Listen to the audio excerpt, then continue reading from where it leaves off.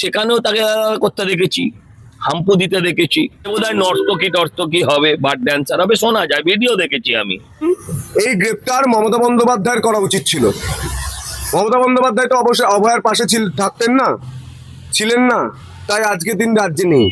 এর আগে যা ঘটনা উনি ঘটছিলেন শ্মশানের সামনে থেকে তো গ্রেপ্তার করা উচিত ছিল। ওই তো যত নষ্টের গোড়া, ওই তো সব দাঁড়িয়ে দাঁড়িয়ে ওকে জ্বালিয়ে দিয়েছিল। বাচ্চাটার এভিডেন্স ওই নির্মল ঘোষ নষ্ট করেছে। বিধায়ক এবং সরকার পক্ষের চিফ হুইপ নির্মল ঘোষ ঘটনার সাথে যে জড়িত ছিল তার কার্যকলাপেই সেদিনটা বোঝা গিয়েছিল। ফলে অ্যারেস্ট হওয়াটা সময়ের অপেক্ষা ছিল মাত্র। জোর করে দেহ পুড়িয়ে দেওয়ার অভিযোগ যেমন আছে, ব্যারাকপুর কমিশনারেট অঞ্চলে গত 15-20 বছরে একটাও এমন রাজনৈতিক খুন হয়নি যে রাজনৈতিক খুনে ওর নাম আসেনি। যিনি গ্রেপ্তার করবেন তিনি তো নির্দেশ দিয়েছিলেন না যে তাড়াতাড়ি আমাদের পাপ চিহ্ন মুছে দাও। পুলিশ সেই সময়কার মমতা বন্দ্যোপাধ্যায়ের মমতা পুলিশ তথ্য ধামাচাপা দিয়েছিল, আর উনি দেহ লোপাট করার মতো দেহ জোর করে পুড়িয়ে দিয়েছিল। কেন, কাকে বাঁচানোর জন্য, কি হয়েছিল, মানে কাকে বাঁচাতো? এই লোকটাকে এবার জিজ্ঞেস করো পুলিশ ভালো করে। আন্দামানে ফ্যামিলি জেল হয়, যে লোকটা পুরো ফ্যামিলি নিয়ে থাকতে পারবে, আর বর্তমানে ওর পুরো ফ্যামিলি জেলে আছে। আর যে ওকে সেরাম জেলে পাঠিয়ে দেওয়া হোক, কারণ ওর ছেলে জেলে, ও জেলে, ওর বৌমা কয়েকদিন বাদে চাকরি চুরির জন্য জেলে যাবে। ওর বাড়িতে যতজন আছে, যত ভোটার কার্ড হোল্ডার আছে, যত আধার কার্ড আছে, তত চোর ওরা, ততজন চোর ওরা। ওখানে একটা লোক লটারির টিকিটে টাকা পেয়েছিল, তাকে মেরেও লটারির টিকিটটা কেড়ে নিয়েছিল। একটাই প্রশ্ন, সেটা হচ্ছে যে নির্মল ঘোষ উড়িষ্যা থেকে গ্রেফতার হলো, কি অভয়ের বাবা নিয়ে এফআইআর করেছেন, মমতা সরকার তাকে অ্যারেস্ট করতে পারেনি। করেনি সরকারকে এরকম ব্যর্থ তুমি প্রমাণ করার বারবার চেষ্টা করো না। করেনি আলাদা, পারেনি আলাদা। সরকার করেনি, জামাইকে কেউ অ্যারেস্ট করে? কি বলছো তুমি? তার ছেলে গ্রেফতার, তারপরে বৌমা। আমি বলবো আন্দামানে ফ্যামিলি জেল হয়, যে লোকটা পুরো ফ্যামিলি নিয়ে থাকতে পারবে, আর বর্তমানে ওর পুরো ফ্যামিলি জেলে আছে। বর্তমানে ওর পুরো ফ্যামিলিটাই জেলে আছে। আন্দামানে ওই রকম কিছু জেল আছে, ওপেন জেল, ফ্যামিলি নিয়ে থাকা যায়। আর যে ওকে সেরাম জেলে পাঠিয়ে দেওয়া হোক, কারণ ওর ছেলে জেলে, ও জেলে, ওর বৌমা কয়েকদিন বাদে চাকরি চুরির জন্য জেলে যাবে। ওর বাড়িতে যতজন আছে, যত ভোটার কার্ড হোল্ডার আছে, যত আধার কার্ড আছে, তত চোর ওরা, ততজন চোর ওরা। নিশ্চিন্ত জোর করে দেহ পুড়িয়ে দেওয়ার, মানে তারই বিরুদ্ধে এই অভিযোগ। জোর করে দেহ পুড়িয়ে দেওয়ার অভিযোগ যেমন আছে, ব্যারাকপুর কমিশনারেট অঞ্চলে গত 15-20 বছরে একটাও এমন রাজনৈতিক খুন হয়নি যে রাজনৈতিক খুনে ওর নাম আসেনি। ওখানে একটা লোক লটারির টিকিটে টাকা পেয়েছিল, তাকে মেরেও লটারির টিকিটটা কেড়ে নিয়েছিল।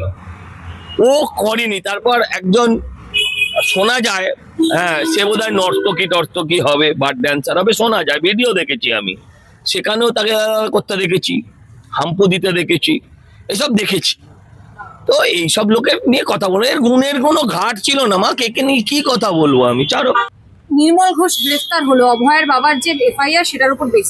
শুনুন, এই গ্রেপ্তার মমতা বন্দ্যোপাধ্যায়ের করা উচিত ছিল। মমতা বন্দ্যোপাধ্যায় তো অবশ্যই অভয়ার পাশে ছিলেন না, তাই আজকের দিন রাজ্যে নেই।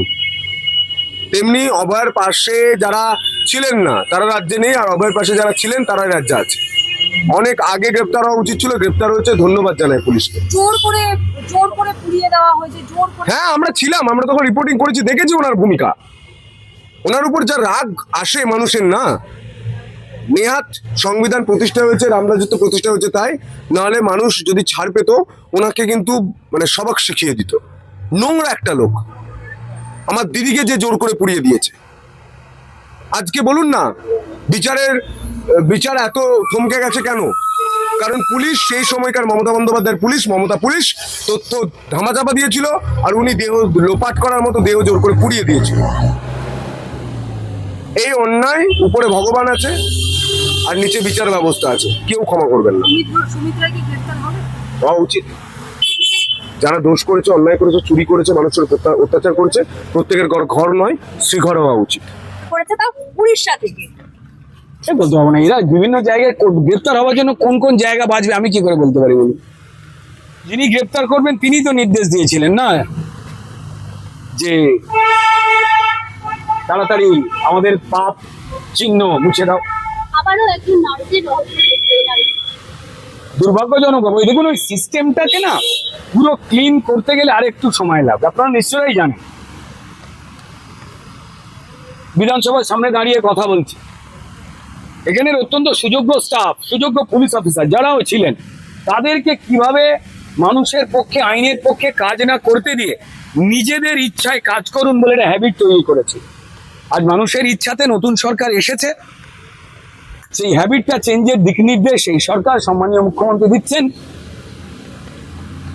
অনেকেই মুক্ত হয়েছেন এই পুরনো অভ্যেস থেকে, বাকি পুরোটা হয়ে যাবেন, তখন এই ধরনের স্থিতিগুলো অনেকটাই সুস্থতার জায়গায় যাবে। আমরা তো রোজ এক্সপেক্ট করছি, রোজই তো চেষ্টা করি যে সবটাই, বাট একটু তো টাইম লাগেই। যে একেবারে নির্মল ঘোষ অ্যারেস্ট হলো, অভয়ের বাবার যে এফআইআর সেটার উপর নির্ভর করে নির্মল ঘোষ অ্যারেস্ট হলো, কি বলবে? বেশ হয়েছে, অ্যারেস্ট হয়েছে। ওই তো যত নষ্টের গোড়া, ওই তো সব দাঁড়িয়ে দাঁড়িয়ে ওকে জ্বালিয়ে দিয়েছিল। জোর বাচ্চাটার এভিডেন্স ওই নির্মল ঘোষ নষ্ট করেছে। কারণ ওনার মা বাবা, ওর প্যারেন্টসরাও বলেছেন, সবাই ওখানে যারা দাঁড়িয়েছিল সবাই, অগ্নি, ওরা সজল ঘোষ, অগ্নি, ওরা কৌস্তব, ওরা সব গেছিল, সবাই বলেছে যে ওই লোকটা রেসপন্সিবল। মানে কেন, কাকে বাঁচানোর জন্য, কি হয়েছিল, মানে কাকে বাঁচাতো এই লোকটাকে এবার জিজ্ঞেস করবো পুলিশ ভালো করে, আর আমরাও জিজ্ঞেস করবো। মমতা সরকার পারলো না নির্মল ঘোষকে অ্যারেস্ট করতে, যেখানে অভয়ের বাবা নিজে এফআইআর করেছিল? উনি কাকে বাঁচাতে গেছিলেন সেটা তো আমাদের প্রাক্তন মুখ্যমন্ত্রীকে বলতে হবে, জাস্টিফাই করতে হবে। তো কেন, কিসের জন্য তাকে এতদিন আড়াল করে রেখেছিলেন, শি হ্যাজ টু জাস্টিফাই।